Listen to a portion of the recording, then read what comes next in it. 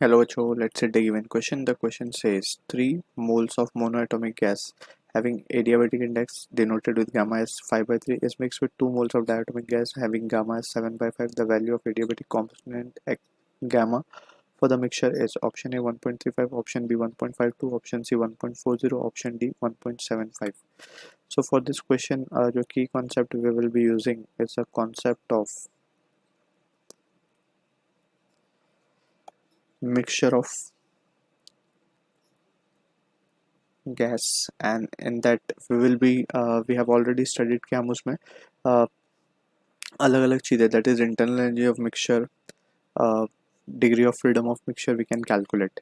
तो यहाँ पे सबसे पहले तो हम बात करेंगे मिक्सचर के डिग्री ऑफ फ्रीडम की, बिकॉज एक्चुअली में हमें पता है डिग्री ऑफ फ्रीडम जो है डी ओ एफ, इसको हम क्या लिख सकते हैं, या फिर प्रिसाइजली अगर हम बात करें गैमा की, that is the adiabatic index, so it is nothing but it is 1+2/f, where F is the degree of freedom. ठीक है, तो अगर ये तो इंडिविजुअल के लिए बात हो गई गैस की, अगर मिक्सचर है गैस का तो हम degree of freedom of mixture कैसे निकालते हैं?